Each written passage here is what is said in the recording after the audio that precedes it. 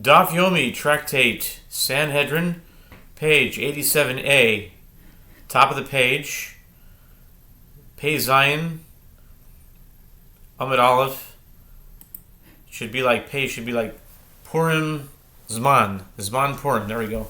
Pei Zion, Amid Aleph, with the words B'mufla, Shebeis Din, HaKasav Medaber, Mimcha ze yoyetz v'cheinu oimer, Mimcha yitzeh choshev al Hashem ro yoyetz b'liya'al, Dover zo haloche, V'mishpat zo hadin. It is with regard to the most distinguished member of the court and ordained expert judge that the verse is speaking. For you, mimecha, or mimech, it says there, but maybe it's mimecha. Anyway, this is a reference to an advisor who is consulted with regard to significant matters. For example, intercalation of the year, and likewise it says, for you, he emerged who devised evil against the Lord, an advisor of wickedness. Nahum 1:11. A matter, this halacha transmitted to Moses from Sinai. In judgment, this is a logical inference, which is one of the hermeneutical principles. Bein dam ledam, bein dam nida, dam leda, dam ziva, bein din ladin, bein dine nefashos, dine mamenos, dine makos, ben nega la nega, ben nige adam, nige batim, nige begadim. Between blood and blood, this is the ability to discern between the disparate halachot relevant to the blood of a menstruating woman, the blood of childbirth, and the blood of a gonorrhea-like discharge, which is called ziva, or at least that's how we classify it in English. Between plea and plea, this is the ability to discern between cases of capital law and cases of monetary law, with regard to which there are differences in evidence protocols and laws involving liability to receive lashes between mark and mark. This is the ability to discern between the disparate halachot relevant to leprous marks of a person, leprous marks on houses, and leprous marks on garments. See Leviticus chapter 14.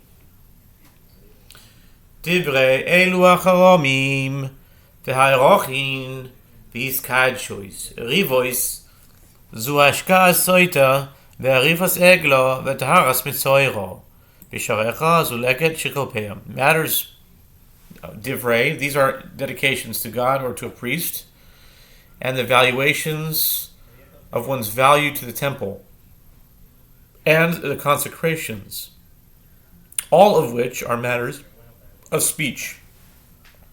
Dibur, controversy, this is the giving of the bitter waters to a sota.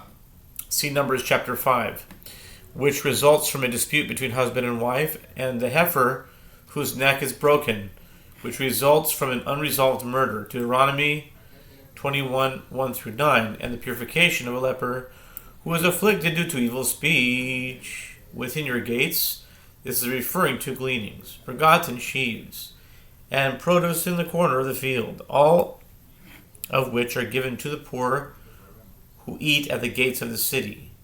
The Kamta mi bezin v'alisa melamed shebeis hamikdash gavoya me'eretz Yisrael ve'eretz Yisrael gvoim mikol harotzois el hamokim melamed shemokim goyrim.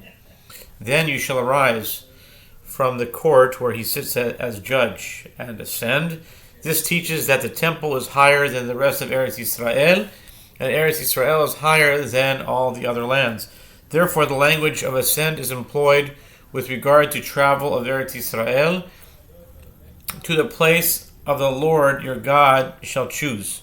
This teaches that the location that God chose for the Sanhedrin to convene causes their rulings to be authoritative. In the sense here, in the Mishnah, that the rebellious elder who instructs others to act contrary to a ruling issued there is liable. Bishlama beis hamikdash gavoy me'eretz Yisrael diksiv ve'alisa el eretz Yisrael gavoy b'kol harotzois min olei diksiv lachen hinena yamim ba'im neum Hashem lo ye'amer chai Hashem asher helem es bnei Yisrael me'et Mitzrayim ki im chai Hashem אשר העלה ואשר הביא את זרע בית ישראל מארץ צפוינה ומכל הארצות אשר הדחתים שם וישבו על אדמתם. The Gemara asks, granted the fact that the temple is higher than the rest of Eretz Yisrael is derived from the verse as it is written, and ascend. But from where does the Tana derive that the fact that Eretz Yisrael is higher than all the other lands? The Gemara answers that it is derived from the verse as it is written. Therefore, behold, the days come, says the Lord, and they will no longer say, as the Lord lives, who brought up the children from Israel from the land of Egypt, rather, as the Lord lives, who brought up and led the descendants of the house of Israel from the north country and from the countries from where I had driven them, and they shall dwell upon their land. Jeremiah 23, 7 through 8. Apparently, coming from other countries to Eretz Yisrael is also characterized as ascent. Tanu Rabbanan, מעומלת לבראיסה, זקן ממרא אינו חייב, אלא על דבר שזודונו כרת ושגגתו חטאת. דברי רבי מאיר. רבי יהודה אומר, על דבר שעיקרו בדברי תורה, וברשו בדברי סופרים. רבי שמעון אומר, אפילו דקדוק, אחד מדקדוקי סופרים. The sages taught in Bryce, a rebellious elder is liable only for instructing another to perform an action involving a matter whose intentional violation is one liable to receive karet, and for whose unwitting violation one is liable to bring a sin offering. This is the statement of Rabbi Meir. Rabbi Yehuda says one is liable for a matter whose essence is known from the words of the Torah itself, and whose explanation is understood from traditional rabbinic interpretations of the Torah. The elder is not liable if the essence of the matter with regard to which he issues his ruling does not appear in the Torah, or the entire matter is written in the Torah. Rabbi Shimon says, even if he differs with regard to one of the minutiae of the scribes, in interpreting the Torah, the elder is liable irrespective of the severity of the transgression. My time de Rabbi Meir, Gomar Davar. כסיב החוקים פועלים למחות דבר המשפט וכסיב הסוף נעלם דבר מעיני הכל מה להלון דבר שחייב לזדון נקורס והשגוס חטוס אף כאן דבר שחייב לזדון נקורס על שגוסוי חטוס. The Gemara elaborates, what is the reason for the opinion of Rabbi Meir? He derives a verbal analogy between the term matter written here and the term matter that is written elsewhere. Here, matter is written in the verse, if there shall be a matter too hard for you in judgment, Deuteronomy 17:8. And there it is written, and the matter shall be concealed from the eyes of the assembly, Leviticus 4:13. Just as there in the verse of Leviticus, the sin offering of the congregation is brought only for a matter for whose intentional violation one is liable to receive karet, and for whose unwitting violation one is liable to bring a sin offering, so to here, the rebellious elder is liable only for a matter for whose intentional violation one is liable to receive karet, and for whose unwitting violation one is liable to bring a sin offering. Rabbi Yehuda, al pi haTorah asher yarucha, ad diika Torah v'yarucha. And what is the reason for the opinion of Rabbi Yehuda? It is, as is written with regard to the rebellious elder, according to the Torah, that they shall instruct you. Deuteronomy 17, verse 11, indicating that there is no liability until a matter that consists of elements of both the written Torah, and in that the sages shall instruct you in the interpretation of the written Torah. Rabbi Shimon, asher yagidu lecha min hamakom hahu afilu kol dehu. And what is the reason for the opinion of Rabbi Shimon? It is as it is written with regard to the rebellious elder, that they shall declare unto you from that place, Deuteronomy 17:10. From which Rabbi Shimon derives that one is liable even if he deviates from the ruling of the Sanhedrin to any degree whatsoever. Amar le Rav Huna, Barachinina le'aved, Targima li, Leha masni sali v'Rabbi Meir, Amar le Rav Papa, Pok, Targima le. Rav Huna Bar Chanina said to Rava, interpret for me that Braita in which the The liability of the rebellious elder for rulings in different areas of halacha is derived from the verses in accordance with the opinion of Rabbi Meir, who says that the rebellious elder is liable only for a matter for whose intentional violation one is liable to receive karet, and for one whose unwitting violation one is liable to bring an offering. How is such a prohibition found in each of the categories enumerated in the Brisa? Rava said to Rav Papa, his student, go and interpret it for him. Pok targ maleh. Betil. Pok targ maleh. Betil. Betel. Ki yipaleh. במופלא שבייס דין הקוסם מדבר ממך זה יועץ שיודע לעבר שונים לקבוע חדושים כי דתנן הן העידו שמעברים את השונו כל אדר שהיו אומרים על הפורים. And today is Purim. Rav Papa said to Rav Huna, if there should be a matter too hard, there is the verse is speaking with regard to the most distinguished member of the court. For you, this is referring to an advisor who knows how to intercalate years and establish months. How is there liability in this matter for karet or a sin offering? It is, as we learned in the Mishnah in Eduyot 7:7, Rabbi Yehoshua and Rabbi Papias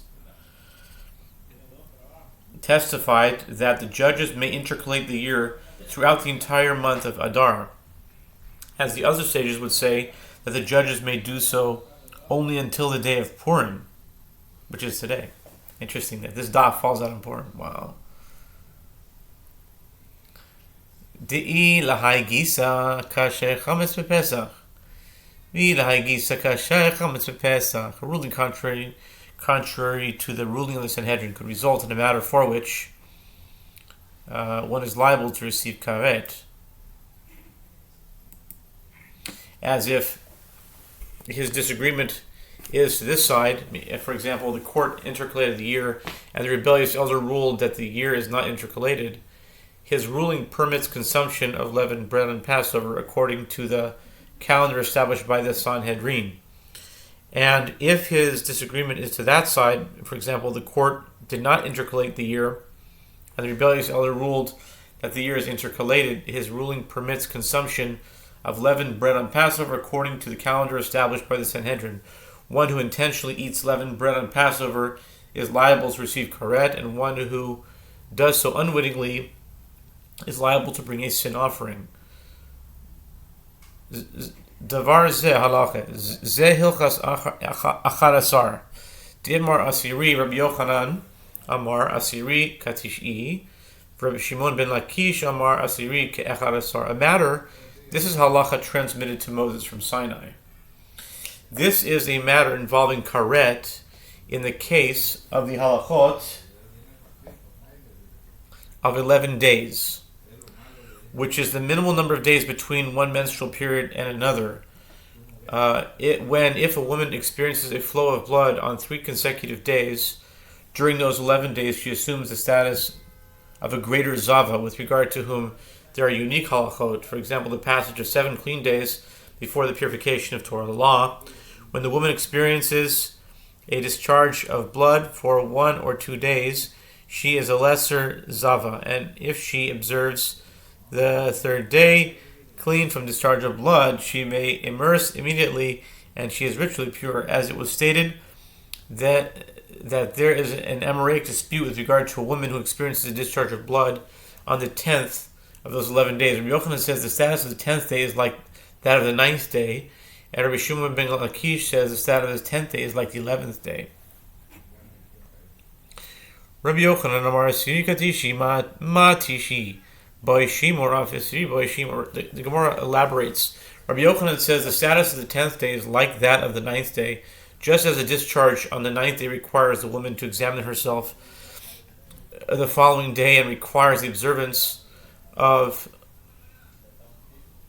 a day of clean from discharges, so too does a discharge on the 10th day require observance of a day clean from discharges on the 11th day before immersing in a ritual bath.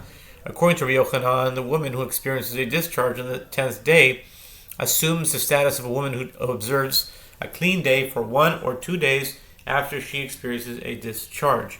Reish Lakish Amar Asiri Kechadasar Ma Achadasar Lo Boi Shimur Af Asiri Lo Boi Shimur.